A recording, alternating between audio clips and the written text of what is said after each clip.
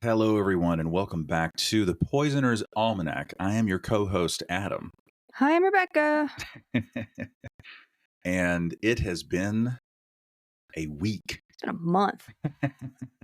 Like, it's still January. Now, when y'all listen to this, it'll finally be February. But I'm still not convinced that it will happen. Because it'll be the 73rd day of January when you hear this. Oh my gosh, it's been the longest month. I am wearing a robe.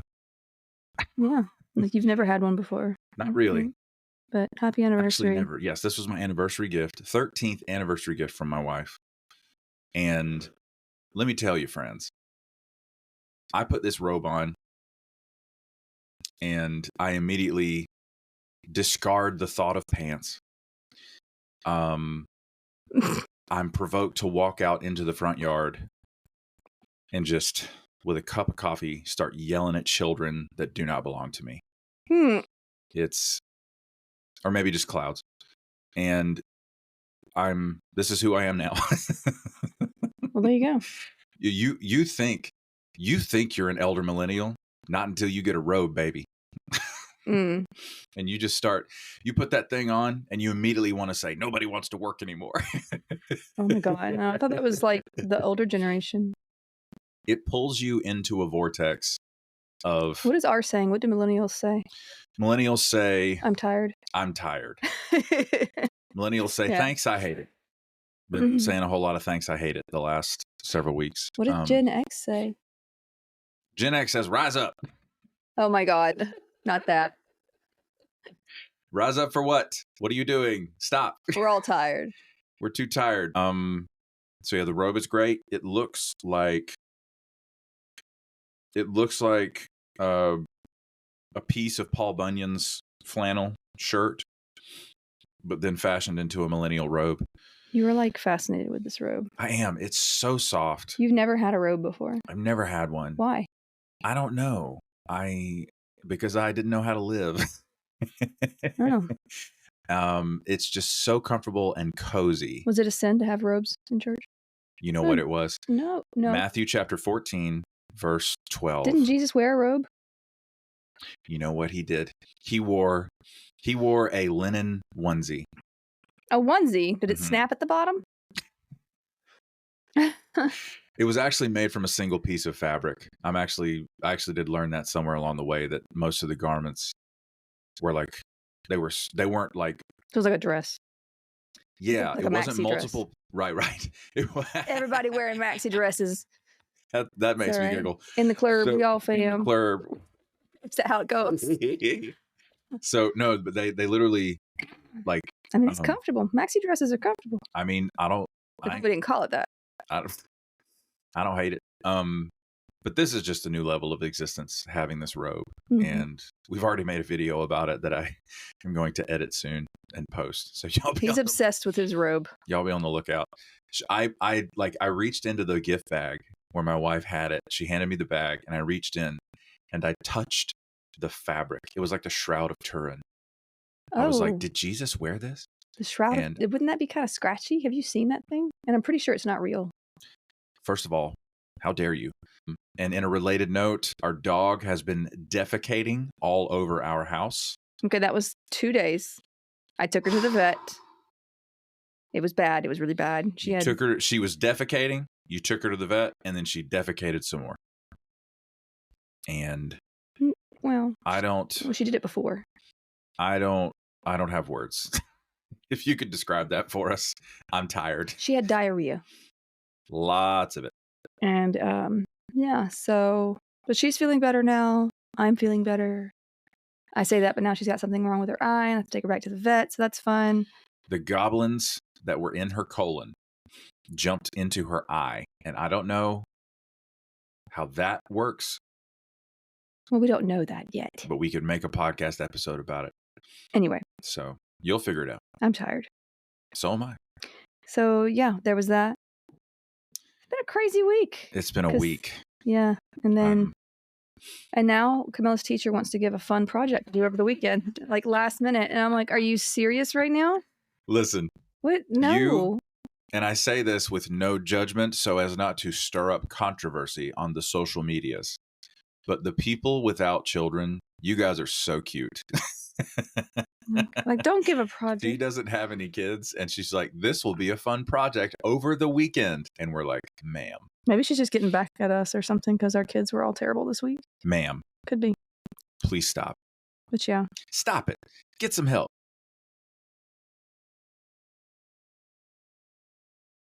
Story time. I escaped a religious cult 7 years ago. Without going into too much detail here, let me just say it was an extremely difficult journey. My mental health spiraled downhill, and I thankfully had enough presence of mind to seek out a therapist to work through what was going on with me. My therapist helped give me context to all the wild things I'd walked away from. He was kind, patient, and guided me through what my new normal might look like. I had never had healthy boundaries in my life. Therapy helped show me that as a result of being in a cult or high control group, I had never fully become my own person. It's a shocking thing to learn at the age of 32. I learned how to communicate to the people around me what I was going to do and, more importantly, not do with my time, energy, and resources. BetterHelp is the sponsor of this episode, and they're on a mission to make starting therapy easier. BetterHelp is a platform where therapists and their clients can communicate effectively and get the most out of therapy. There's a journal inside the platform for personal reflection, and there are group sessions on a number of different topics available every day. Starting therapy is easy with BetterHelp. Fill out a questionnaire, and you'll match with a therapist in as little as a couple of days. One of the best features of BetterHelp is that if the first therapist doesn't feel like the right fit, you can easily switch to another one until you find someone you really connect with. They carefully make sure therapists on the platform are well qualified, and their customer support team is there to help if you have any questions. With over 7,000 reviews and a 4.5 rating on Trustpilot, BetterHelp is a platform you can trust. If you're struggling and think you'd benefit from a therapy session, go to betterhelp.com/almanac or choose the Poisoner's Almanac during sign up and get 10% off your first month of therapy. But yeah, a lot went on this week. And honestly, like this morning, I woke up late. I slept in, or I like fell back asleep. You fell right back asleep. I woke you up. Yeah, and I was like, oh God. So I had to get her stuff ready, get her to school. I got her there like 2 minutes before the late bell, which is kind of normal for us, to be honest, because she never wants to get up and I never want to leave the house. So, and I'm just like, I don't know how these parents are doing it. Like I see parents that walk their kids to school and their hair is perfectly done. And like, y'all need to stop. They're actually wearing clothes. I take my kid to school in the morning in my PJs. Quit all and that. I'm just like, yeah. I made it. I did it. You made it. Listen, I am a physical therapist because I get to wear pajamas to work. If I have to get her dressed, I'm not getting me dressed. 100%. So there's priorities here. I was like, all right, as long as you get there. Okay. And I did it. I made it. And like time wanted to go by really quick this morning. I'm like, well, I couldn't do it earlier in the week because this week was crap. Literally, in some ways. Literally. So yeah, I'm looking forward to a whole new whole new world. So what are we talking about today? You gotta do housekeeping. Oh yeah. Sorry, I'm tired. I got to put on my happy housekeeping voice. Follow us on the platform you're listening on. Oh my God.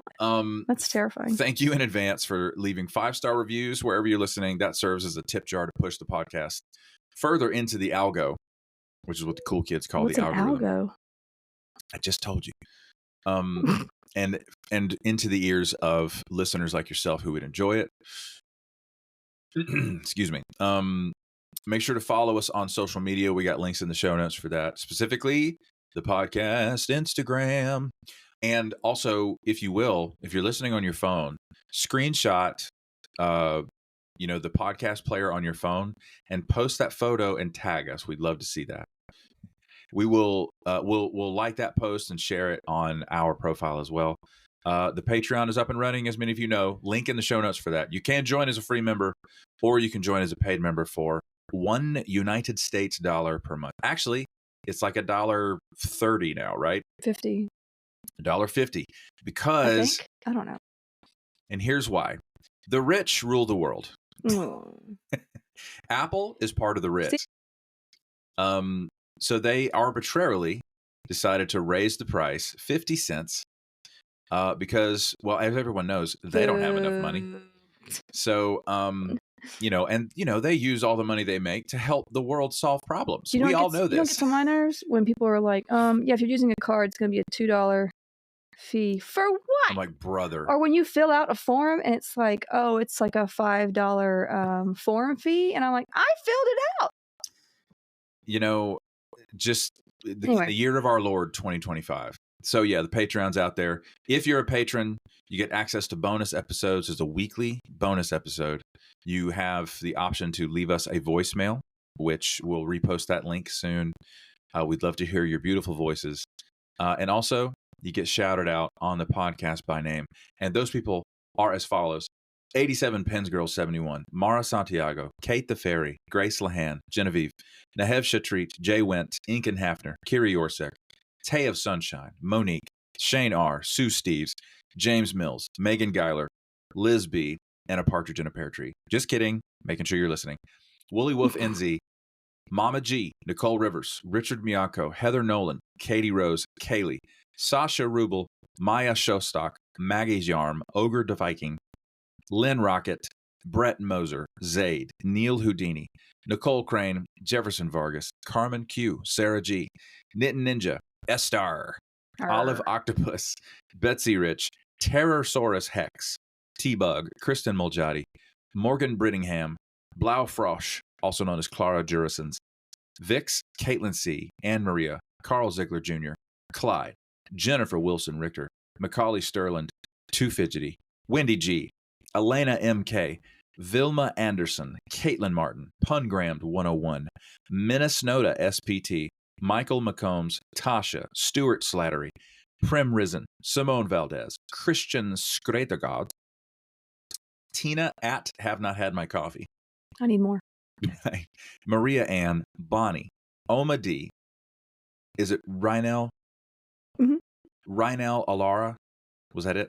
I keep stumbling over that one. Sorry. Kristen Arnold, Aaron Carey, Lynn Simpson, Melissa Emmel, Desiree Davis, Jennifer Ramirez Johnson, excuse me, not to be confused with Jennifer Ramirez. Common mistake. Dalek Party, The Warped Witch, and please welcome our new patrons, Sometimes Jules and Mr. Slave. Thank you all so much for being patrons on the old Patreon. I recognize at least one of those new names. Mm-hmm. I've gotten some DMs.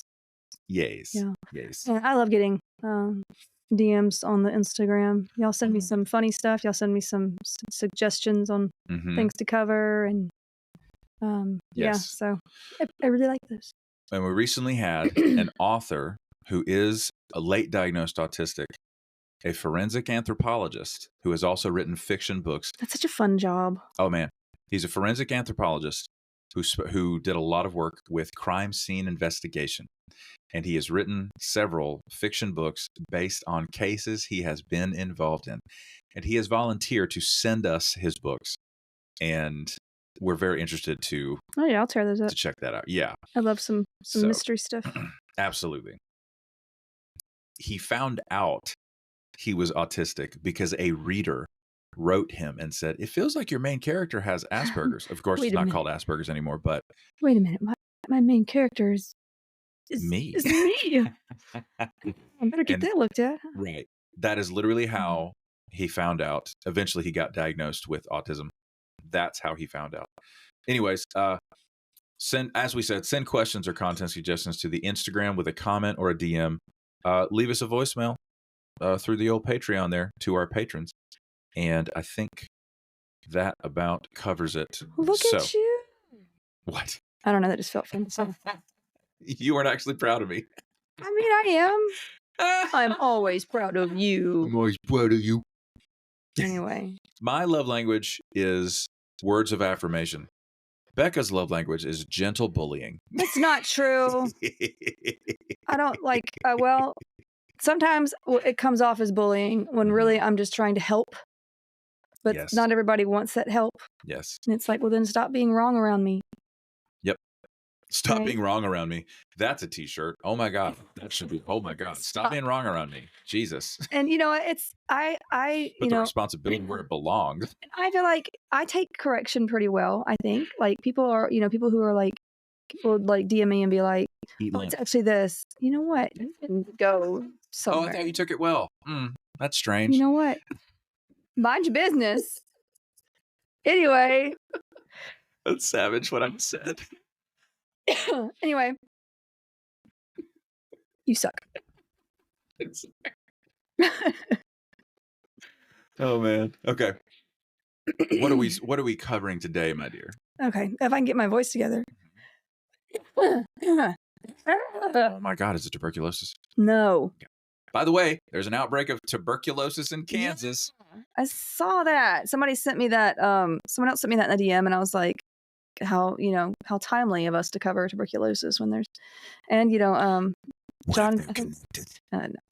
John Green's book is coming out. I think it's called Everything is Tuberculosis. I want to read it. Such a great title. I've read one of his other books. What do you mean, John? I haven't read his fiction, but I read one of his other books, and it was pretty good. Yeah. So he filmed a TikTok from the studio where he was recording the audiobook. Yeah, kind of cool. You're gonna be doing that one day. Oh my God. Okay. Well, actually, I've been designated as the narrator of your books. How are you gonna do my female characters? I don't know. Hi, I'm Mira. To quote Jack Nicholson from As Good as It Gets, I think of a man and I take away reason and accountability. Just kidding. And you're still thinking about a man then.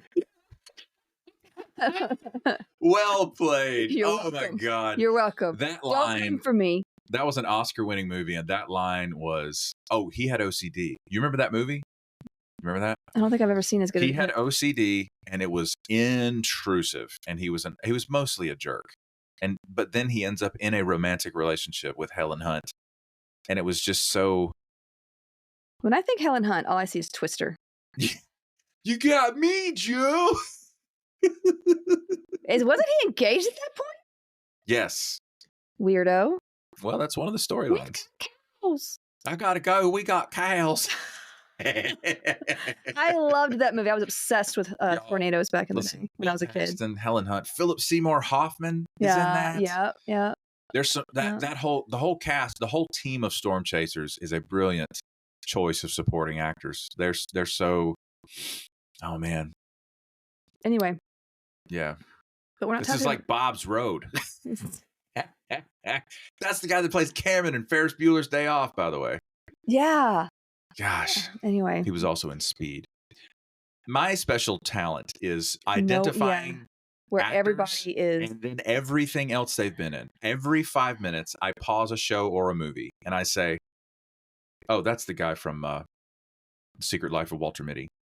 Meanwhile, I do this. Meanwhile, I am like face blind. You don't remember any of that. No. Well, like I don't really remember faces, or like everybody looks the same to me most of the time.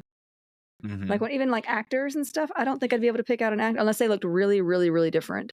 Like they had a feature about them that was really different. Most people like the face. I have this whole, face blindness thing, but. Adam, does your wife think you're handsome? She doesn't know what I look like. It really doesn't matter. Your personality is very handsome, Adam.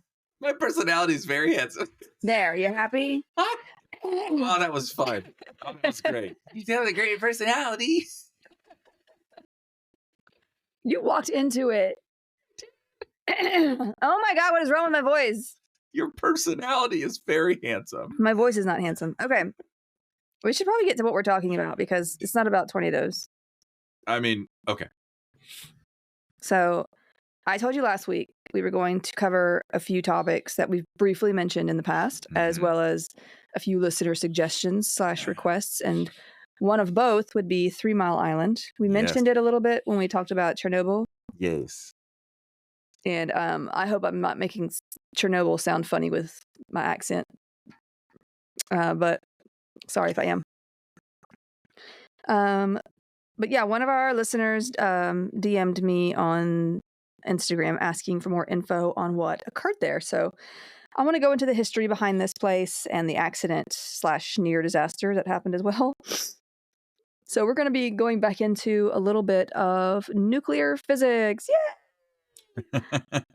So be patient with me. Now,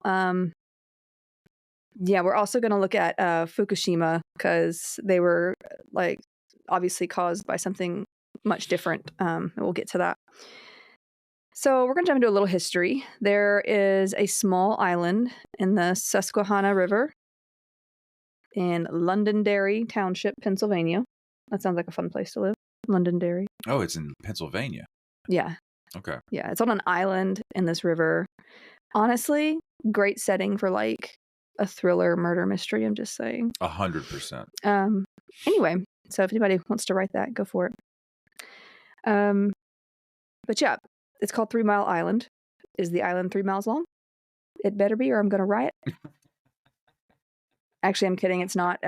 It might be. It's actually named for its location, though, not its size. Or there's going to be trouble? Yeah, it's named for its location, not its size, though. So it's about 3 miles downstream from Middleton, Pennsylvania. Oh, from a town. Middletown, Pennsylvania, Middleton. Oh, Middleton. Yeah. It's got a W in it. It's not Middletown. Oh, that would be Middletown. I'm sorry. Middletown. Okay. In America, if we want it to be Middleton, we don't throw the W in there. I mean, we call Martinez here. Well, there's exceptions, you know. We're kind of weird. 100%. Anyway. That could be said twice. On this island in 1968, construction was started for a nuclear plant for the production of electric energy. The first reactor was complete and online by September of 1974. Full construction was done by 1978 when the second reactor came online. There was only like 2 reactors. This was a smaller, facility. Nuclear energy was still relatively new to people at this time, especially those not involved in that field. People who weren't all that up in science and stuff. Okay. So the first time that a nuclear reactor was used to create energy was in 1951 at the experimental breeder reactor 1 in Arco, Idaho. It powered some light bulbs. Okay, so gotta have a start, right? Got it. Now, the world's first nuclear power station to generate electricity for a power grid came online June 27th, 1954 at the Obninsk. Wow, that's going to be hard to say. Why is there an N after the B? Obninsk nuclear power plant in the Soviet Union. Then there was Calder Hall, the first full-scale power station in the UK in 1956. This location also produced plutonium, so it kind of was a multi-use sort of deal. The world's first full-scale nuclear power station just for electricity was the Shippingport Atomic Power Station in Pennsylvania, starting in 1957. So there's, for all of you who love dates and things that happened first time, there you go. Yeah. So still pretty new to the people when 3 Mile Island came about. It probably sounded pretty scary to some. This fear escalated and spread due to a movie that was released in March of 1979, not long after the completion of the 3 Mile Island power plant. It was titled, and we've mentioned this before, The China Syndrome. The cast was pretty good for the day. Got Jane Fonda, Jack Lemmon, Michael Douglas. Wow. I always liked Jack Lemmon because, like, I was grumpy old man. Yeah, I used to watch that when I was a kid, and then like I go back and watch it as an adult, and I'm like, how was I allowed to watch this? There's so many bad words and stuff in it. But yeah. So my mom didn't have any discretion. No, my mom didn't have any problem like cussing in front of me all the time either, though. So 100%. Makes sense. You watched Die Hard when you were 6. I did, and yeah. And it explains a lot. It does, yeah. Mm-hmm. But anyway, not that there's anything wrong with that. I mean, you do you. Don't worry. I don't cuss in front of my kid all the time. Yes, you do. No, I don't. It comes out sometimes. Like the last time we did yoga and I almost fell. Last night. Yeah. That's great. And then Camilla literally goes, you got to work on that. Yeah. Did you forget that? Yeah. She literally said, I didn't think it came out, okay? Yeah. Okay. We keep it clean here, though. Because we're not doing yoga. Now, the film was about a fictional nuclear meltdown happening in LA, Los Angeles, and its aftermath. think any thrilling disaster movie and how some become preppers after watching it. Did you ever see The Day After Tomorrow? No. Like, I was watching that and I'm like, it felt very like extremist sort of Hyperbolic in its way. Well, it's not that some of that stuff couldn't happen. It's just the way it was on an extreme level, like extreme level. Like, don't get me wrong. I know about, climate change and stuff. And I'm like, totally get that. But like the way that the movie was like, if we don't get everybody below this line in the US, they're all going to die. Okay. And we had to do it before this day. Yeah. And it was just very, very it's very screenplay. Yeah. But like I remember like watching that movie and there were some people that were like, yeah, that's gonna happen to us. And I'm like, oh my God, okay. I mean, don't get me wrong, terrible things can happen with the climate. I get that. But it's like, we know this. Let's clean up the earth and just here's my thing. Like prepping can be, I feel like prepping is a hobby for some, and that's cool because like we all gotta have hobbies. But it has to be like expensive, right? Yes. Like I could see it as a hobby where it's like, oh, this is fun for me. But when it comes down to like, I've got to do this or I'm gonna die. Those are like almost compulsive like thoughts to me.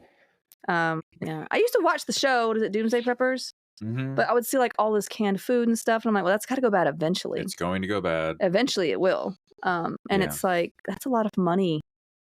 And not some people had good ideas. Some people did have really good ideas. Like they had like Yeah, I get it. I have no problem with a bunker being built because honestly, in this day and age, if you got the money and you want to put an underground bunker in, I mean, honestly, if you're not going to use it to save your life one day, you could at least have a clubhouse. I don't know. Fun.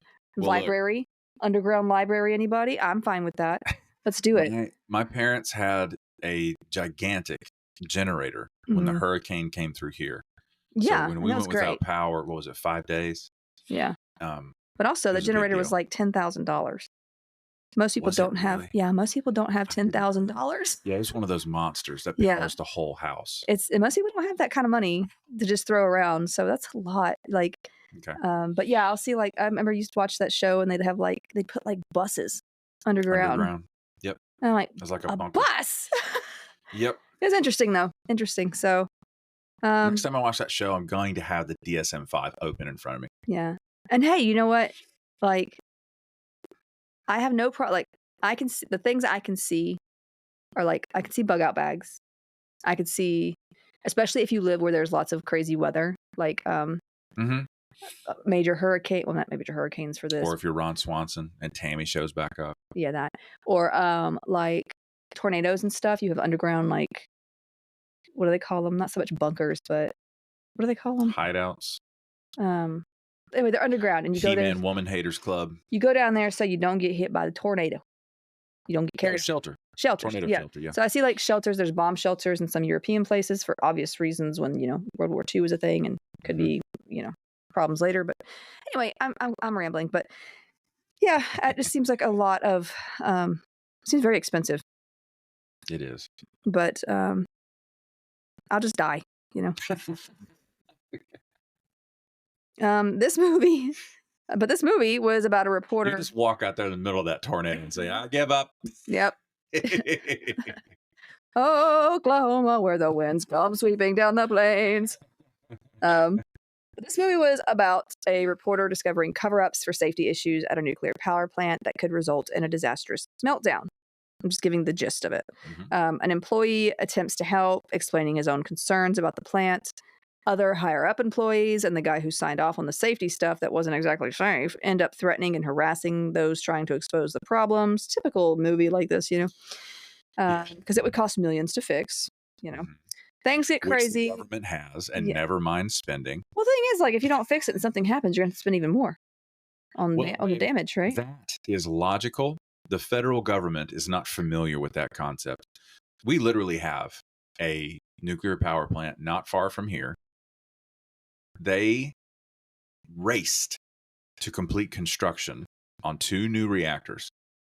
They ended up having to undo everything they did and put the project behind. We met an electrical engineer who works there at a birthday party. And I asked him, I was like, when y'all gonna be done over there? He's like, never. I didn't even know the guy's name. I just knew that he was an electrical engineer at that plant. I was like, when y'all gonna be done? He's like, no, we're not. Not gonna happen. That's the federal government. Yeah. Well, you better not be late on them taxes, by God. I remember working at the VA, and like, if you had to do paperwork for anything, you're gonna be waiting for a long time for anything to go through.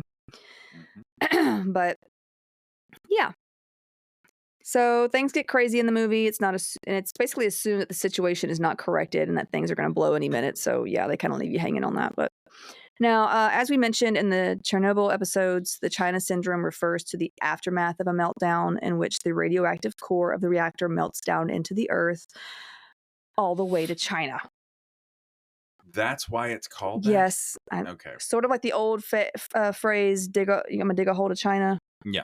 Which I feel is weird, which in theory would only work if you were like on a certain part of the planet, and in reality would not work at all because you shouldn't go through the core. Like you can't do that. The literal processing of the two. Anyway, but that's what it's called, or was called. I'm not sure if people even say that anymore. But, I'm 100% sure people say that. Yeah.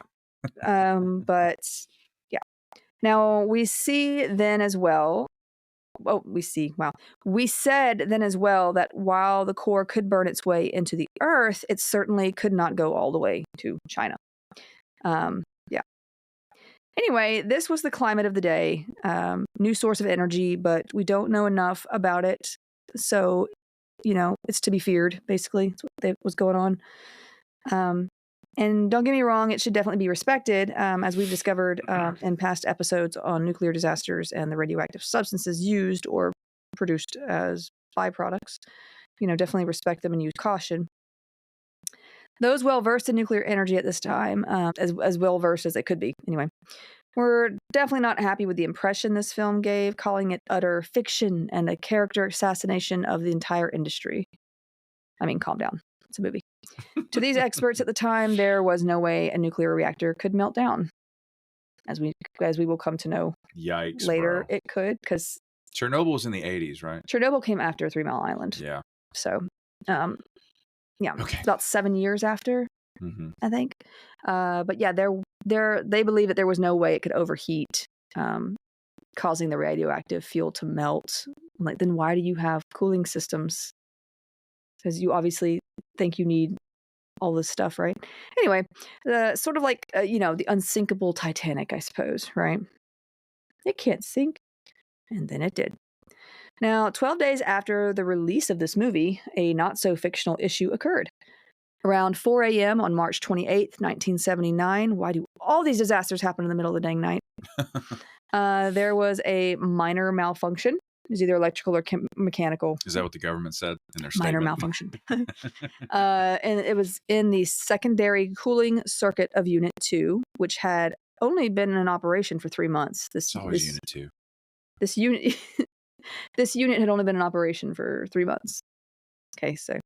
That's disgraceful. Honestly, for engineers involved, what are you guys doing? So it prevented the main feed water pumps from sending water to the steam generators to remove heat from the reactor core. Whoops. Yeah. So I'm going to go through, like, when I'm talking about this, I'm going to use, like, I had to read it over and over and over and dumb it down for myself so that I could write it in here in a way that made sense for people who don't work on nuclear reactors. Got it. You did a great job with this, with Chernobyl. Yeah. So I was like, I am sat, as the kids say. I was trying to, like, figure out a way, as I was trying to understand it, because I'm not a nuclear scientist. No, but you're plenty intelligent to distill this. I had to, like, I went and found diagrams, videos. I'm like, which part is this? You were watching that last night. Yeah. Like, which part is this? She's telling the truth, you guys. She did this. So y'all hang in there with me. Is that Unit 2? Jesus. What is that name for? I literally went over diagrams and, like, found out which each part was for. Oh my God. That's so attractive. Anyway. Do you want to make out? No. Okay. So obviously this led to the temperature of the coolant to rise and burn off, creating steam. Now the coolant in this case is water. Okay. They call it coolant, but it can use water or, something else. Coolant sometimes is used to refer to antifreeze in a car. So I'm glad you specified. Yeah. This is water that they're using. It's a water cooled system. Yeah. Which, by the way, fun fact, oil can be used as a coolant for mechanical applications. Nothing disperses heat like water, though. It is so effective at dispersing heat from mechanical processes. Water cooling systems are usually, I mean, they're just the go-to. Yeah. So but yeah. Now, the reactor shut down automatically and immediately as a result, sort of a fail-safe, I believe, that it had, which only took a second. If you remember our talk on Chernobyl, then you remember what control rods are, like I do. and how during a shutdown they are dropped in to help stop the fission process pretty quickly. Now that is what they are supposed to do, at least, you know. Now in Chernobyl, it didn't really go that well until yeah. So now when the pressure reached about 2,350 psi, normal was around 2,250 psi at like 600 degrees Fahrenheit. It's like kind of a normal system. Once it reached past that, the relief valve on the pressurizer, which is near the core like system right there, it opened to release radioactive water and steam into a quench tank so that it wouldn't get too much pressure in there. However, this relief valve failed to close all the way like it was supposed to after the pressure dropped down to normal, and there was nothing that showed this to those who were working there. Like, they didn't have any instruments showing them this. Oh my God. Yeah, the only thing that the computer showed was that the close signal had been sent, but there was no reading available on the actual position of this valve. So it could only be assumed that it had shut. Okay. So their dashboard, their instrumentation is telling them that this valve has closed successfully.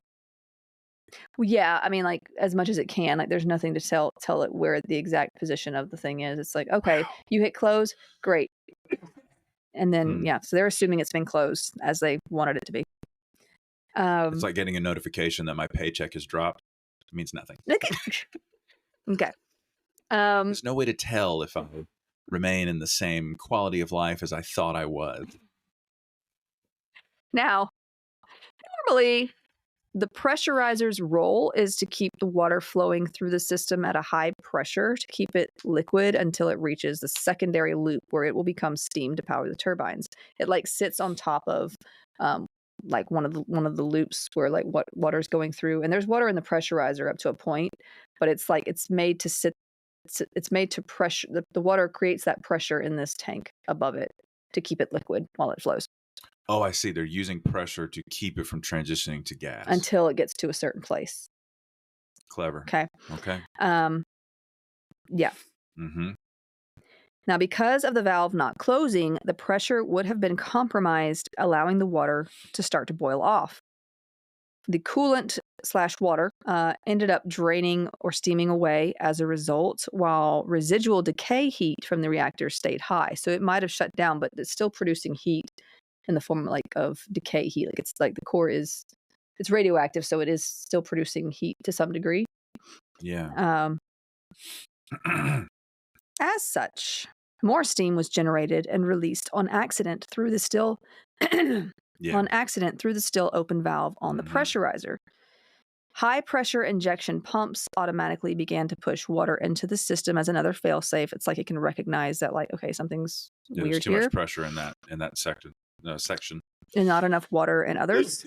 So so alarms go off, but operators still don't realize that this valve is stuck and that the coolant is leaking off. They don't know. They can't really tell that. They know something's wrong, but they don't know what. As the water and steam escape through the valve, the pressure in the primary system where the core is and all starts falling because the water is burning off, right? Which is not good because that means like the core is not getting covered with cooling water. It's not being cooled off. Yeah. So, but yeah, as such, the coolant pumps begin to shake in response. So they were turned off, which is not the best thing to do considering the water was already escaping and leaving the core as dry as it was. So they don't really know that that's happening yet. They don't know that it's burning off. So real quick, in this system, just to explain kind of some detail, there's a primary loop circuit and a secondary loop circuit in the reactor where water is generated into steam from fission to power turbines to create electricity.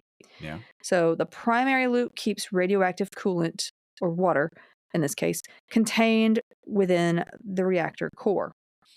The secondary loop transfers heat to generate power without exposing the turbine to radiation. Okay, so basically, the primary circuits coolant or water through the reactor core, which is heated via the fission process.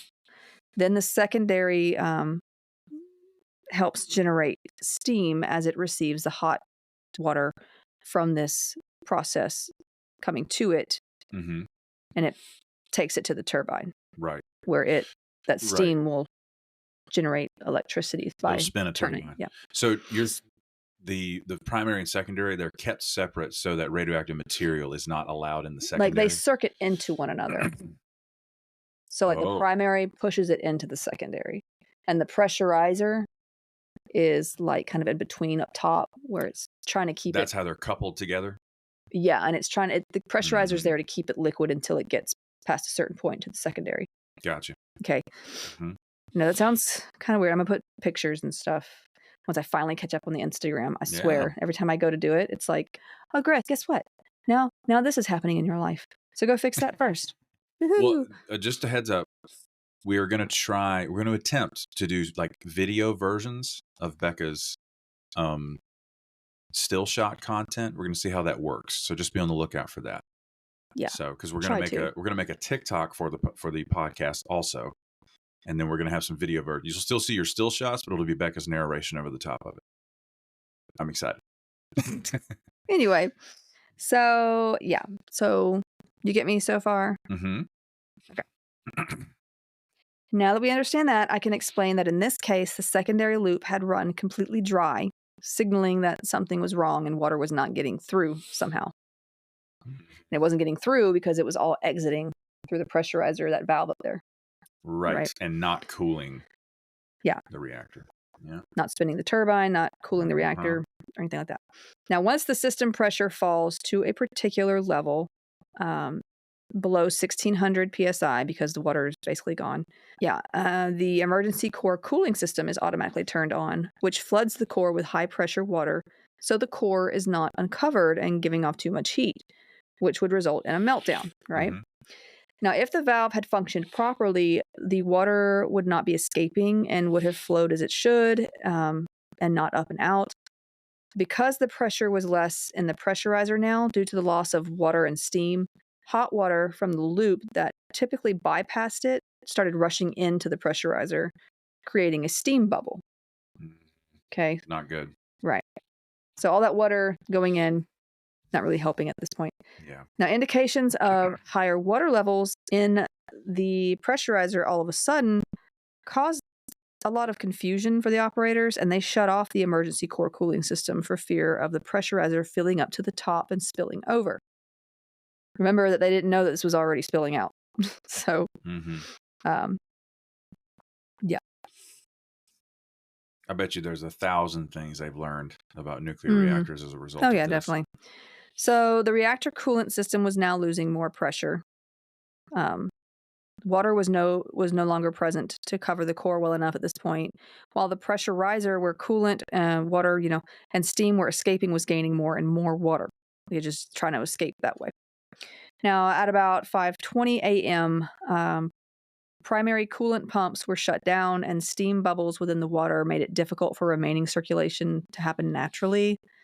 By 6 a.m., the top of the core was exposed as a result of too little coolant, too little water, and the intense heat it gave off caused a reaction with the steam releasing zirconium dioxide, hydrogen, and more heat. Zirconium because I think the fuel rods were clad with like a zirco alloy sort of thing. Oh. So, that was just there. This melted the covering of the fuel rods and damaged the fuel pellets, so uranium. This released radioactive isotopes and more hydrogen. And what do we know about hydrogen? So much.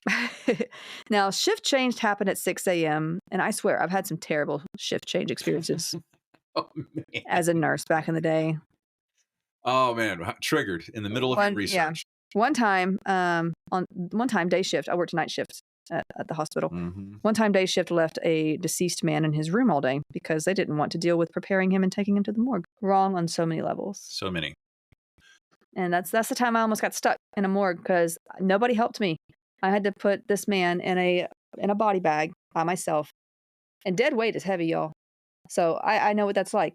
And he wasn't very big, but like I said, dead weight's heavy. But I had to roll him into a body bag on another gurney, so I could roll it down to the morgue by myself. Nobody could help. They had no time. So I did that, opened the door, pushed it in, and then the door almost shut on me. And for some reason, the door doesn't open from the inside. And I'm like, what, are they afraid of zombies? Yes. That's it. What the heck? So I caught it just before it shut all the way on me. Okay. It was freezing cold in there, too. Never ask a nurse how their day was. Which is supposed to be. Just don't do that. So don't do that. It's a rough one. That was like at the start of my shift. So, yeah. There was one time that a patient was ordered to have a blood transfusion, too, on day shift, and they didn't do it. They didn't get it done. And no one told me anything about it at shift change. So, like, I found the order that was sent, like, way earlier as I was looking for new ones. And, like, it was a whole... And he needed it. He needed this blood transfusion. Was he anemic? Yeah, his hemoglobin was not great. And I was wondering why he was so sleepy. I went and looked, and I was like, they didn't give him that blood. Anyway. We could do an entire separate podcast. We totally... Stuff you saw. Anyways, so back to shift change here at the power plant. So a dude on this new team, he noticed the temperatures were high, and so he turned on a block valve, which is a backup for the relief valve. Like, they could have done... Okay. But... He manually did this? Yeah, like I think he was able to push something, or, he didn't go and, like... Stuff. Okay, yeah. Not an automatic process. Yeah. Okay. So, but like 32,000 gallons or 120,000 liters of radioactive coolant had already been lost from the system into the general containment area at this point. Now, radiation alarms went off around 6:45 a.m. as levels. Imagine like just coming on shift and, the people leaving are just like, oh no. Bro. And you're just like, what the heck happened? And you're left to deal with it, right? Oh, Zoe, how? Oh, but yeah. Rocco had to go to the bathroom. What? So levels in the primary coolant were 300 times the normal in terms of radiation, and the containment building was reading radiation levels at 800 rems per hour. Wow. Soon after this, a site emergency was declared, followed by a general emergency, and calls were made to the Pennsylvania emergency management agencies, among others, and to the governor and members of Congress, and of course the president. The president at this time was Jimmy Carter, actually. So, oh my God, Jimmy Carter was a nuclear engineer. Rip Jimmy Carter. Yeah, we actually mentioned that in here too. Oh, okay. Optional evacuation was initiated by the lieutenant governor, who had schools closed, and he told everyone to stay inside, basically. Farmers were told to keep their animals inside. Pregnant women and preschool age children were advised to evacuate at least 5 miles from the area. I said that as if like the preschool age children were like, okay, I'll get my stuff. But you know what I mean? Like, it was advised that they be evacuate. It was still not known what was causing the problem. After some cautious troubleshooting the rest of that day, imagine it was a very scary situation. It was made clear that the reactor core had been exposed and had melted downward, and the system was radioactive. Now, unlike the events of Chernobyl, which, like I said, happened like 7 years later after this, the meltdown and radiation were mostly contained, and safety protocols were followed. Like, there was no explosion that opened it up to the outside, anything like that. Yeah, they got lucky with this, to be honest. Let's see. Safety protocols were followed. No one was in denial about the possible dangers within the unit. They may not have known exactly what was going on, but they did make some calls at least. Yeah. They couldn't know what they notified issue people was. like right away, you know, Yeah, that's once good. they didn't know like what else to do. So yeah, those who took samples for reference went in with protective gear and only stayed for 5 minutes or less. Those deemed to have been around the radiation for too long, even with protective gear, were banned from going near it again. So there were some safety precautions that they took.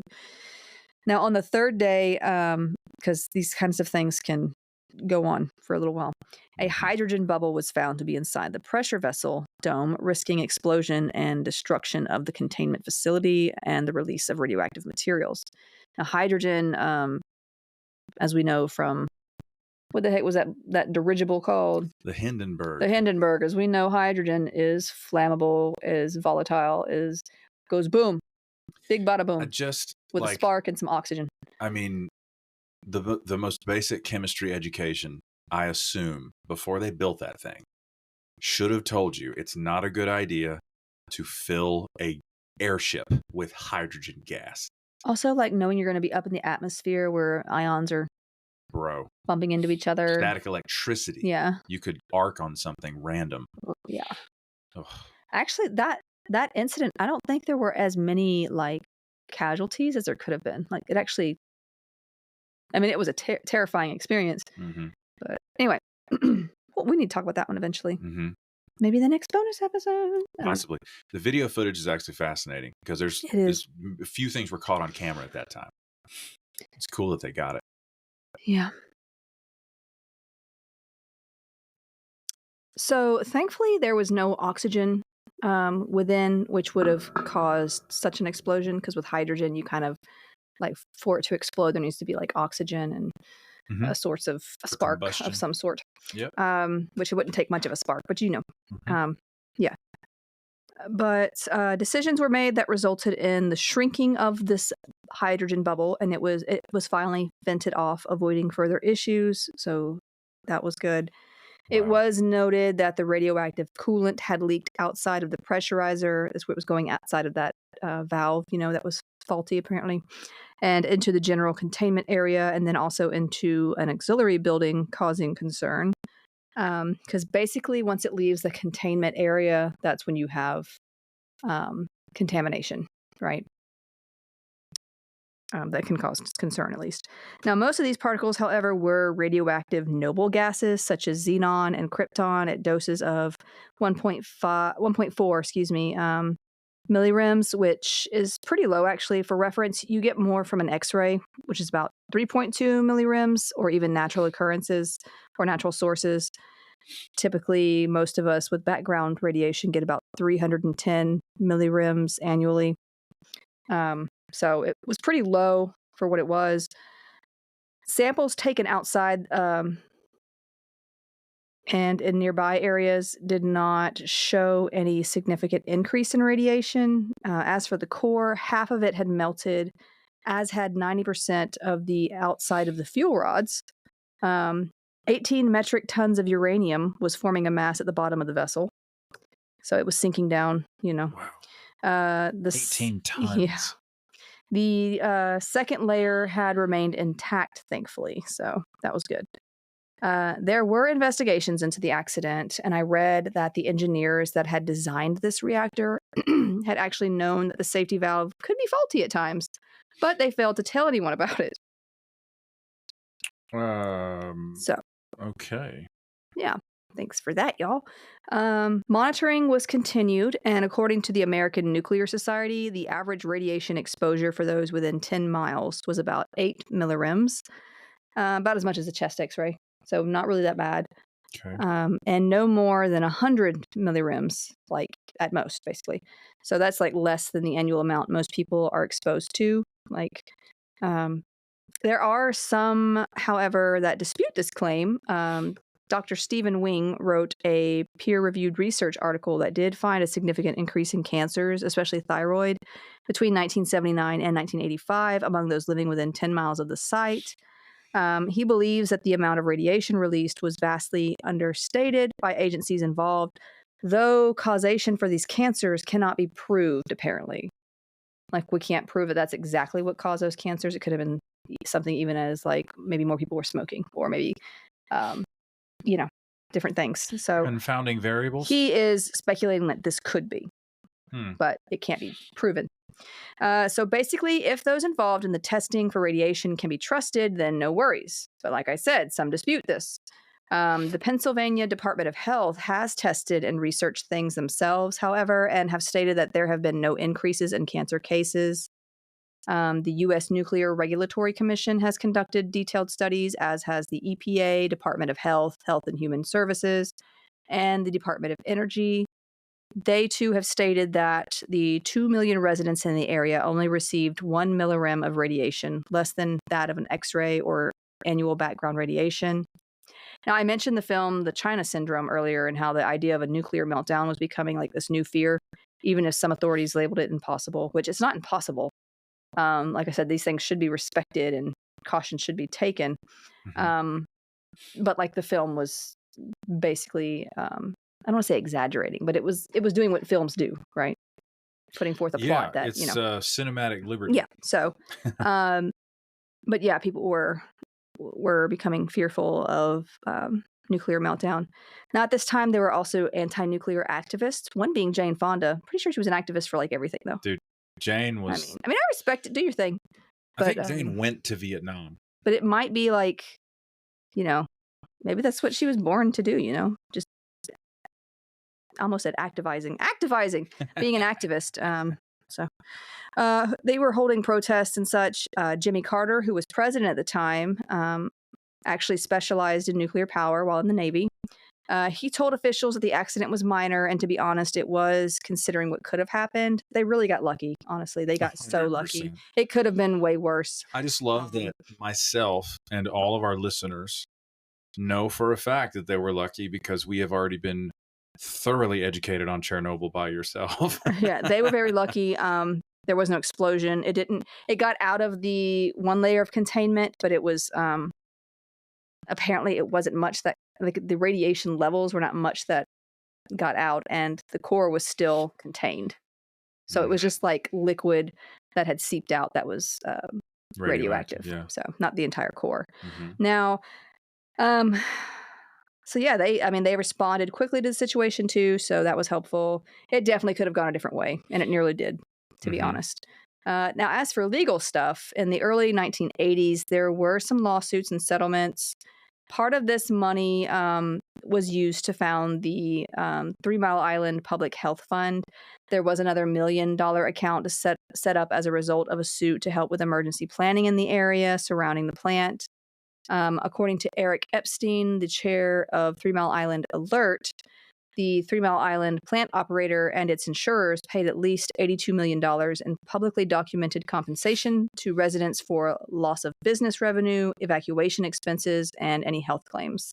And then, in these situations, typically they'll just even if they don't, even if there's reason to believe, or there is evidence saying that this didn't cause health issues, a lot of times businesses like this will just settle out of court for that anyway to avoid any more issue. Yeah, they don't want you. Yeah, they don't want to see your lawyer back in court. Yeah, so a lot of times they'll just settle for that reason. But from my understanding, all the agencies combined have said that there were no health effects after the fact. So they can legally say this so far. Yeah. So they do. Yeah, and I don't know. Maybe they're still doing some research, long-term research, watching people who have been in the area, that kind of thing. Now, this reactor was deactivated as it was too damaged to fix or reactivate, obviously. Cleanup was done on site starting in 1979 and ending in 1993. Those things really take a lot of time. And the cost was about $1 billion. Oh, my God. In 1985, 91 metric tons of fuel were removed. Removed? Wow. That's how I say it too. That's crazy. Were removed. You're saying it wrong. In 1990, 140 metric tons of radioactive wreckage was sent for storage at the Department of Energy's National Engineering Laboratory. Auscultate. In Idaho. So, yeah. The liquid spillover of radiation actually seeped into the concrete in the containment area, and instead of being removed, which is just not feasible, concrete is porous, it has simply just been allowed. Why? Because you're porous. It has simply been allowed to decay So, Happy Friday. I'm so proud of that one. so yeah, I hope I didn't go through that too quickly. I'm not a huge fan of all the Well, not you. You'll Polaris. yeah, that part. But now, following the retirement of Unit 2, and remember, Unit 2 was only like online for like 3 months before. It seems like such a waste of money because Listen, I mean, I'm sure they didn't know it was going to happen. In future, But just build a Unit 1 and a Unit 3, and let's just act like there isn't a Unit 2. It's like not having a floor 13, or if you're in an Asian country like floor, is it Japan, that doesn't believe in like a 4th floor because 4 is like the symbol for 4 looks like death to them. We do not Like, say his name. Their symbol, yeah, they're like it's symbolic of anyway. Fear of a name only enhances fear of the thing itself. Increases. Sorry. Anyway, sorry. So yeah, Unit 1 was actually continued operating and was also shut down in 2019, so not too long ago. I have recently heard that I think someone sent me a news article about this. I've heard that Microsoft actually wants to reopen the site in contract with. I have also heard this. Yeah, in contract with Constellation, who's like one of the owners. It's actually scheduled to do so in 2028 so far. So wow. Yeah, should be interesting. Aren't they? They want the real estate for data centers, I think. Yeah, but I think they want to run it to power them. Oh, they want the power plant to run to power the data centers? From what I've read. Fascinating. Unless I completely read that wrong. Okay. Mm-hmm. Does this have something to do with AI technology? You know, I'm not sure. I haven't looked into Microsoft all that deep, but I'm so tired. I get fatigued hearing about AI because the way that all the tech bros, like, everybody wants to position themselves to be like at the top of the AI market when it does actually become something incredible. Right now, it's kind of lame. There's some fun. Yeah, it's fun, but it's not this world-changing, earth-shaking technology at the moment. Yeah, and like they want to position themselves for when it becomes something. Maybe they have stock in it, you know. Well, that's exactly how it works. They burn through cash, trying to become the ones who are at the top of the field when it actually does become what they say it actually is. Yeah. And so it ends up in all of the marketing. Like AI gets thrown into every product. Sometimes I feel like AI. Except you're not. What if we're all AI? Oh, okay. You're getting off the subject. We're getting off the subject. Anyway, like, well, yeah, I feel like I'd be friends with an AI. But yeah, just to finish my thought, like because of that, it ends up in all of the marketing, and I'm just tired of hearing about it. I'm like, call me when it does something cool, because it just like AI photos. There are so many. I don't know. I like on Facebook, and like yes. a lot of people are like, "That's real." So, I'm sorry, what? Okay, boomer. Anyway, so we're gonna talk next about the Fukushima disaster. I'm gonna try to. That's rain. I'm gonna try to pronounce the second part of this. The Fukushima Daiichi nuclear power plant. I'm sorry if I said Daiichi wrong. Sorry. I think it's Daiichi. Daiichi. Yeah. That's what I thought it was, but just in case. I'm not trying to offend anybody by saying it wrong. But this nuclear power plant was first commissioned in 1971 and was one of the 15 largest nuclear power plants in the world, with 6 boiling water reactors. The main difference between this kind of reactor and those at 3 Mile Island, which were pressurized water reactors, is how the steam is generated, basically. So instead of pressurized, it's boiled. Just saying. Anybody who works in a nuclear reactor place, you want to hire me? I know so much now. 100%. You're basically a nuclear engineer. Maybe not, but I'm just as useful as anybody that's working at the plant down the highway from us. I can recognize when there's a leakage. I'm just kidding. Now I can. But yeah, so the 860-acre site is located in Okuma and Futaba in the Fukushima prefecture in Japan. I'm not going to go through all the mechanics again, don't worry. I do want to mention, however, that this plant was built on a bluff or a cliff, like overlooking the ocean or whatever, that was shortened to about 82 feet or 25 meters above sea level. It was originally like 115 feet or 35 meters up, but the Tokyo Electric Power Company, or TEPCO, as I'll call them, they wanted to build it directly onto the bedrock so that it would like survive earthquakes, because they get earthquakes here and there. An earthquake, you say? Earthquakes, yeah.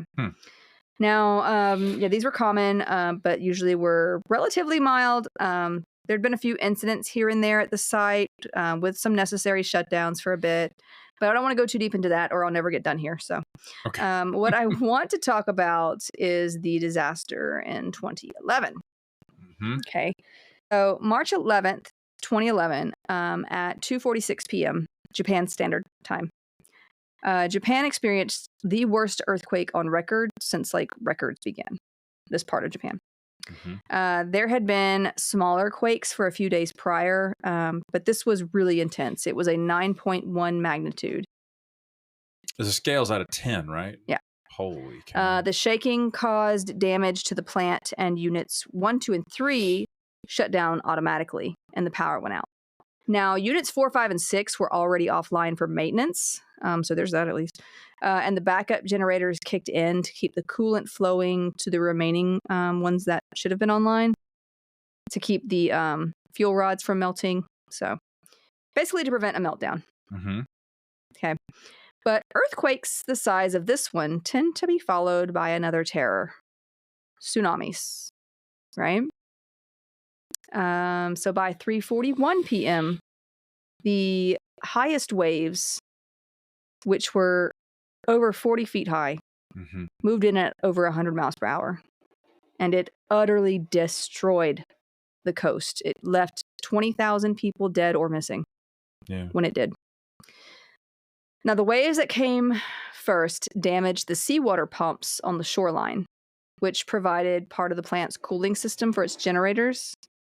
The highest waves then crashed over the seawall of the plant, which was there to keep, the water out. The seawall is a wall for the sea. Indeed. Let the listener take note.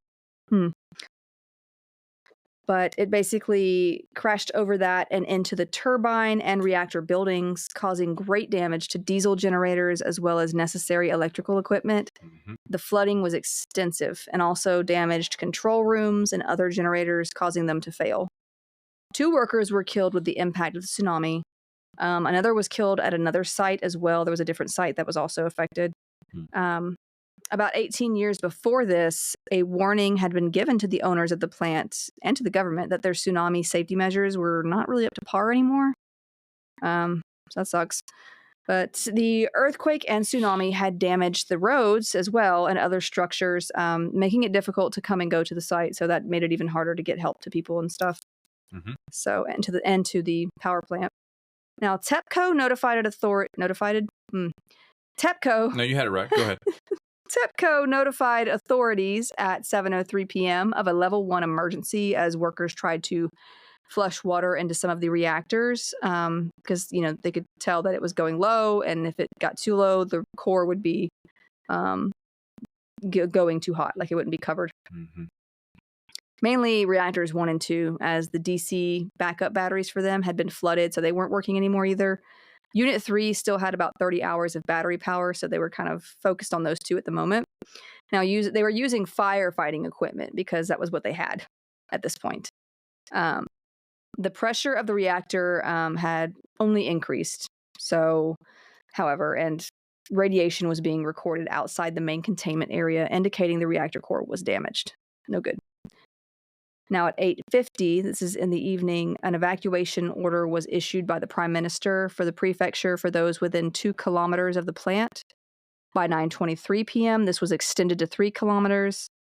At 5:44 a.m. the next day, March 12th, it was extended to 10 kilometers, and after visiting the site himself, the Prime Minister extended the evacuation to those within 20 kilometers. Okay. Within the first 3 days, the 3 cores, like units 1, 2, and 3, were largely melted.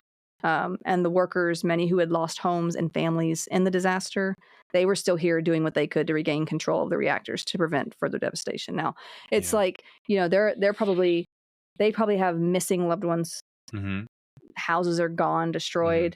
But because of the or they, nature of their work. yeah, or they can't. know like loved ones might be deceased, but it's like, so imagine like having that on your mind and also trying to do all this, like it's insane. So they attempted to vent the reactors of super hot steam to avoid any sort of massive explosion, because that would have just been way worse. Unfortunately, due to damage to the site, some of the gases, including hydrogen, backflowed to a service floor. There was an explosion here as hydrogen and oxygen ignited, blowing off the roof in that area. In Unit 1, the core was found to have melted all the way down through 65 centimeters into the 2.6 meter thick concrete below its vessel. Like it was... Wow. Yeah. But it was able to cool at least and solidify while doing so.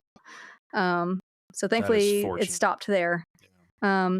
Unit 2 went through much the same on March 13th, the next day, venting after water injection failed. So they were venting off that steam and attempting to avoid another explosion.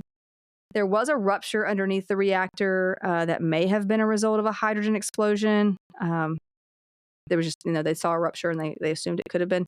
Now, backup water injection failed for Unit 3 by March 13th. So it too was vented. Like they were working hard to get this under control. I remember kind of following this on the news because the tsunami itself was insane. And then I hear it has hit a nuclear power plant on the coast. I was like, are you joking? This is a movie. Yeah. But yeah, back up. So the core, I'm just going to call it core number 3. It's core of Unit 3. Went the way of Unit 1's down into the concrete. Like it melted down into the concrete.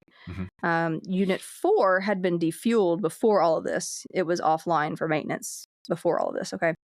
And had been defueled. But still, there was an explosion due to backup flow of hydrogen from Unit 3. This damaged the roof and the structure of Unit 3 further. So that was the extent of the damage over a couple days. Now, in terms of radiation, much was released during venting to prevent worse explosions. It was either we release this gas or it's going to blow up and it's going to get in the air anyway. So it was estimated that like there was about 800 to 1,000 kilograms of hydrogen that had been produced in each of these units. It was a lot of hydrogen, so it could have gone boom. Now, Tuesday, March... Oh, Hindenburg starts with an H. I just realized. Okay. Oh, man. Hindenboom. If you're Sorry. If you're wondering what I bring to the podcast, please continue. Now, Tuesday, March 15th, there was actually a lot of radiation released from Unit 2 into the atmosphere, mainly iodine and cesium.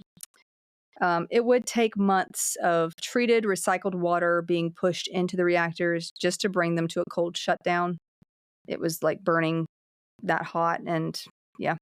It would also take months for, them to be able to clean it up.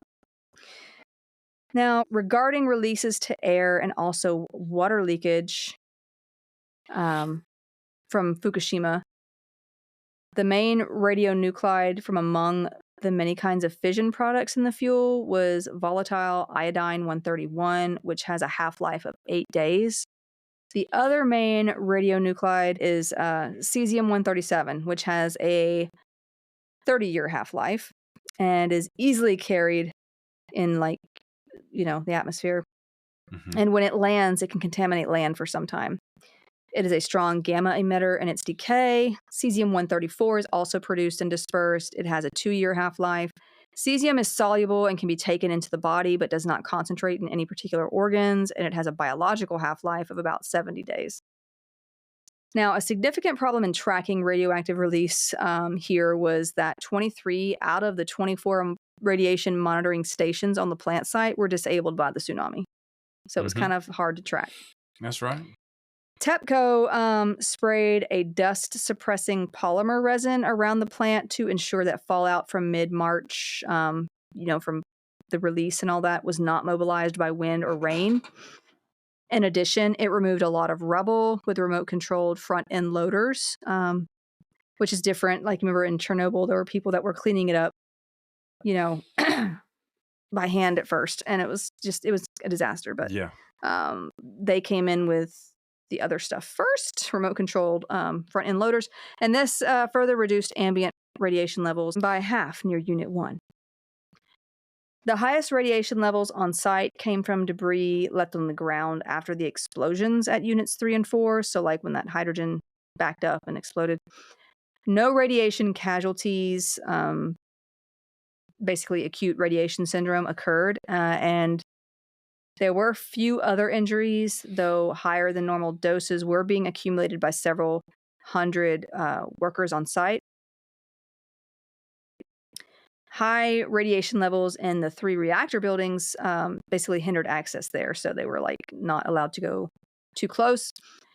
Despite the conclusions of reports from the WHO, Yes. the World Health Organization, and other agencies, the Japanese government in 2018 acknowledged a connection between the death of a former plant worker and radiation exposure. The man had been diagnosed with lung cancer in February of 2016. But there have been no harmful effects from radiation on local people, nor any doses approaching harmful levels. However, 160,000 people were evacuated from their homes. And only from like 2012 were they allowed to like return in limited amounts. As of 2020, over 41,000 remain displaced due to government concern about radiological effects from the accident. So yeah, many evacuated people remain unable to fully return home. And there was actually, there's been 2,313 disaster-related deaths that were actually caused by evacuations. 90% of those deaths occurring in people over like 66. So like they're including that number because like if they hadn't had to evacuate and maybe go to different areas, they might not have, from different stressors, they might not have passed away. So they include that number in there. The premature disaster-related deaths were mainly related to physical and mental illness brought on by having to reside in shelters and the trauma of being forced to move from care settings and homes, and also delays in obtaining needed medical support because of the enormous destruction caused by the earthquake and tsunami.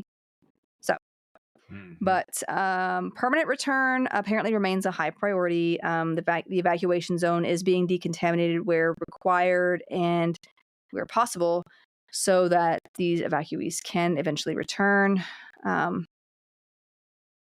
But yeah, as of 2020, over 41,000 people were still living as evacuees from Fukushima. Yep. So kind of rough. Yeah. Sounds about right. I imagine it's hard, even when they can return there, I imagine it's going to be hard to return there because of just the memory of all that happened. It was a natural disaster. It was really awful. I mean, the tsunami itself, the earthquake and tsunami itself, like killed people, lots of people. Yeah. The sheer scale of that tsunami was insane.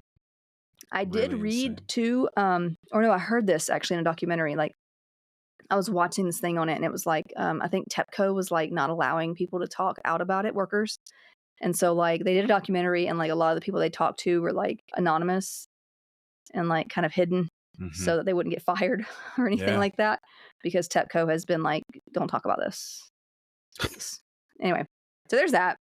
One last thing I do want to talk about is the uranium mines in the Navajo Nation. I told you we were going to talk about this. Somebody sent me a really interesting article about what the EPA has been wanting to do there. So let's discuss it just a little bit. This one's not as long, I promise. Okay. You're just over here like, oh my God, she's going to talk forever.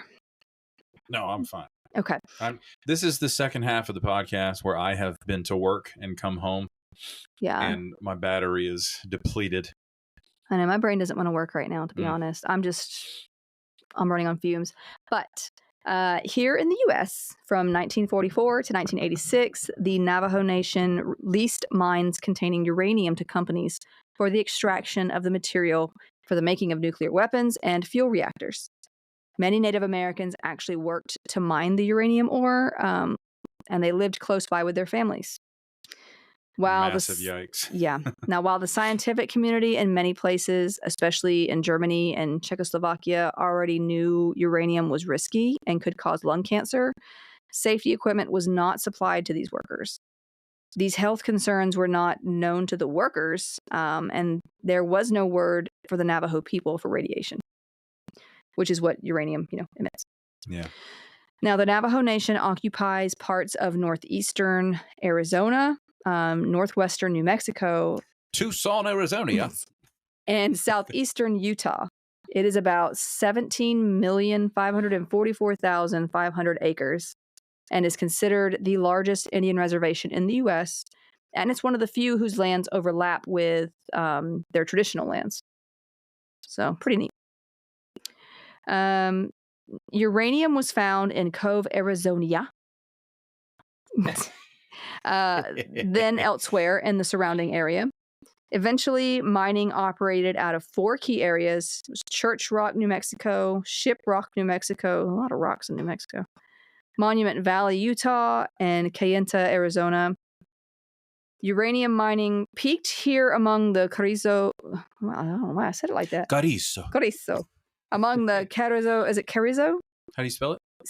Carizzo. It's in the Midwest. It's Carrizo. Mountains. It's a mountain range. I'm saying it like it's an Italian word. But it's a mountain range in America. In the Midwest. I don't know. Carrizo. Let's go. Carrizo. Okay, look, I live here. I'm sorry if I get it wrong. My bad. Let's do this. It's 2 Z's. It's kind of like pizza. Okay. I don't live there, but live in the U.S. Mm-hmm. Okay.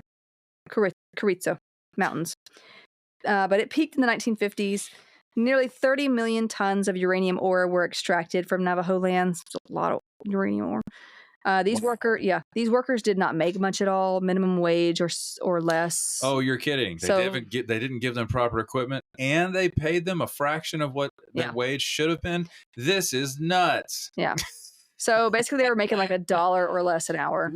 The rich.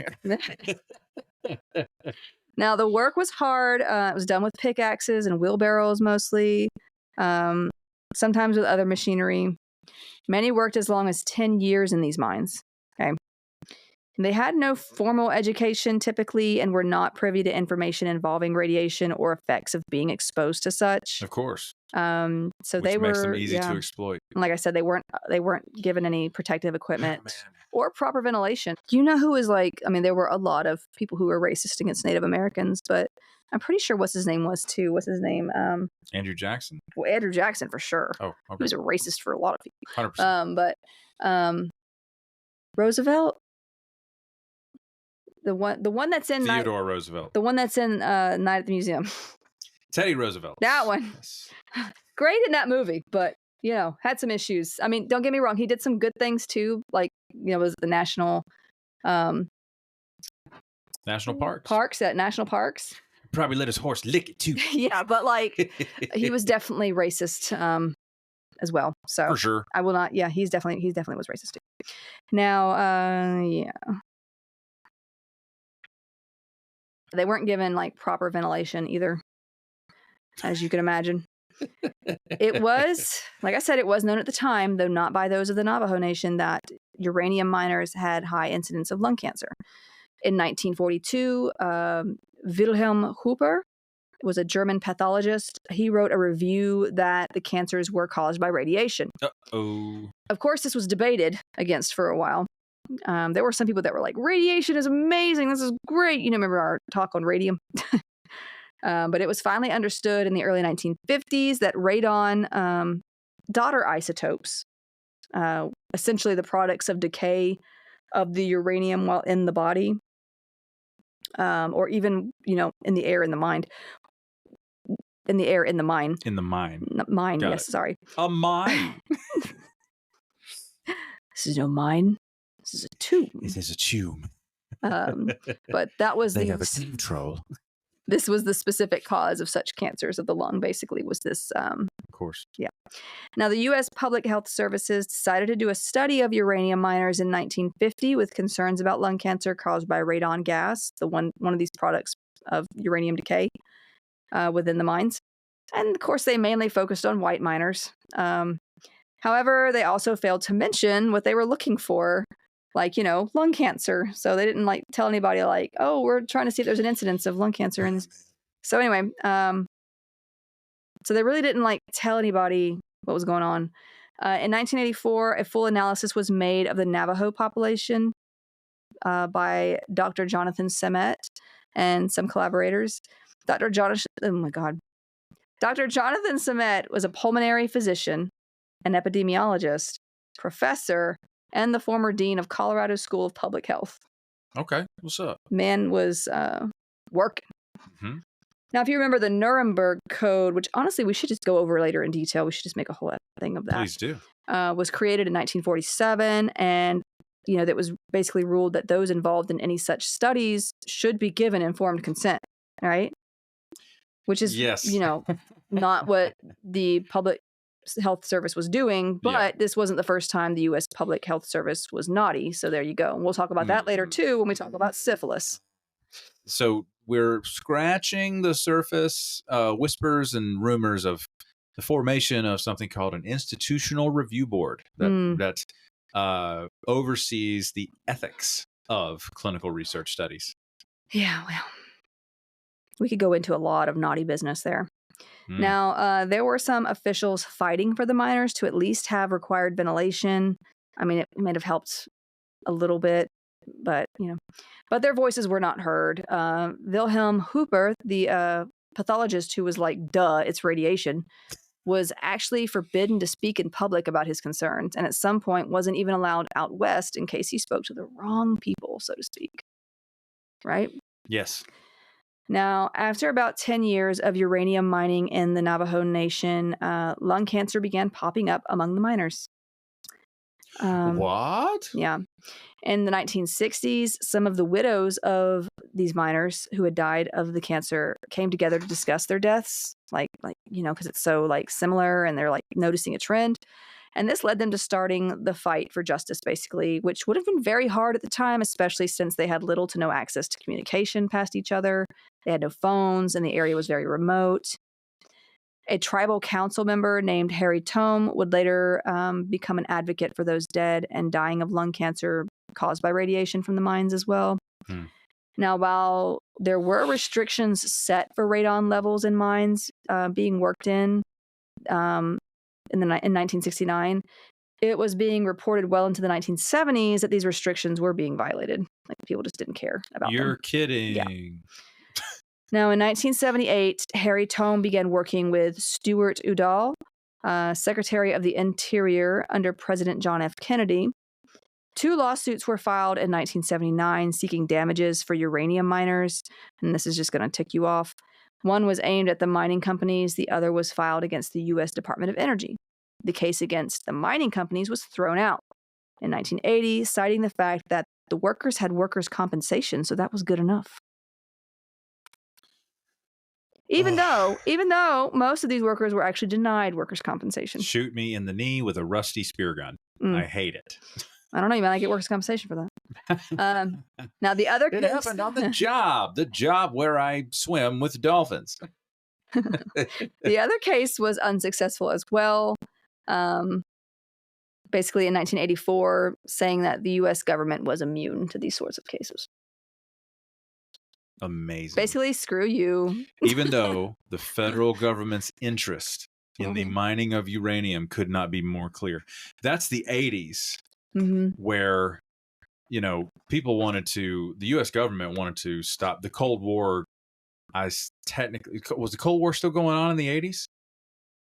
I mean, nukes were a huge thing. It was going on in the 90s, right? Early 90s. Was it? Okay, very early. It might have ended in 1990, 1991. I can't remember. I mean, that's the middle of nuclear arms race. So their vested interest. Yeah. Anyway. Yep. Yeah, it's America. I told you it was going to make you mad. It was maybe mad too. Now, it's been estimated. Why does anybody wonder why minority races are mad in America? Why? It's rough, yeah. The abuse, the overt racism, the exploitation. Remember when I said we were going to talk about more of the public health system when I said we were going to talk about syphilis? Oh, no. It gets bad. It gets bad. Okay. I'm going to mentally prepare myself. It has been estimated that 500 to 600 of the thousands of uranium miners who worked between 1950 and 1990 died of lung cancer. that most of these deaths were associated with radon exposure and that a similar number would die after 1990. A 2000 study of Navajo miners reports that there were 94 lung cancer deaths documented from 1969 to 1993, that 63 of these individuals were former uranium miners, and that uranium miners had a relative risk of 28.6 more compared with controls. Yeah.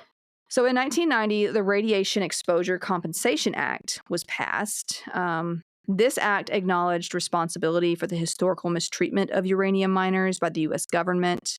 So there's finally some action. Oh, so they are happening. to blame. Well, yeah, I mean, we'll see. So the U.S. government, who was a sole purchaser of uranium from 1948 to 1971. It's not being sold at Walmart, guys.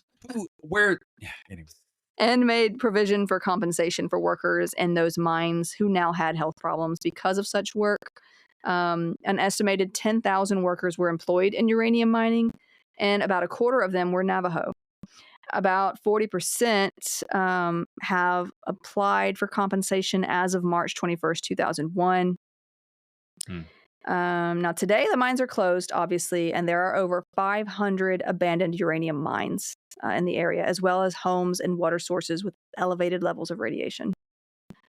Altogether, there are an estimated 15,000 uranium mines across the West. 1,200 of them are on the Navajo Nation alone, with the majority located in the Four Corners region. Yeah. Now, a 2008 study found uranium contamination in 29 water sources across the Navajo Nation, while other studies show that people living near waste sites face a high risk of kidney failure and various cancers. Potential health effects that we know of now include lung cancer from inhalation of radioactive particles, as well as bone cancer and impaired kidney function from exposure to radionuclides in drinking water. Yeah. So, something new that's been going on, the EPA is actually, the EPA has been working with the Navajo Nation since the mid-90s to get this now Superfund site clean, but it's been kind of dragging its feet, honestly. Cleaning is still underway and it's very slow going. But just recently, the article I was actually sent by a listener stated that the EPA was actually planning to remove uranium waste to a special landfill off the reservation starting in 2025. This would take years to complete, of course, but this is like the biggest thing that because at first they just wanted to bury it. Okay. That'll be great for the water plant table. Some grass. Let's do that. Sure. Sure. Why not? Put a flag in the ground. Yeah. It's got skull and crossbones on it. Yeah, but now they're actually taking measures to remove it. Finally. Something tells me it's got something to do. And again, I don't know how many, at the risk of sounding stereotypical, I don't know how many casinos are on their reservation, but that is a massive revenue generator for First Nations tribes. I would venture that they banded together and said, we are going to cut off anybody's stake in any current or new construction casinos unless you pull the trigger for the EPA to get this right and get this stuff off of our land. And honestly, that's what I would do. Look, that's probably their biggest bargaining chip. Look, I'm with Rage Against the Machine. You got to take the power back. We got to take the power back. With a pocket full of shells. Oh my gosh. Freaking love that band. Anyway, but that's my spiel on 3 Mile Island, Fukushima, and what's been going on in these abandoned uranium mines, which I didn't even know about that much of. Like, I knew that there were mines and like ghost towns out in the West, and there's probably lots of contamination, you know, pollution and all that stuff. But this is actually, I'm glad to hear that they're trying to remove the stuff from the land. Yes, I'm glad to hear it too. Yeah. All right, that's going to do it for That's going to do it for this episode. Thank you all so much for listening. Your dimples are so cute, by the way. And we will see you in the next one. Bye.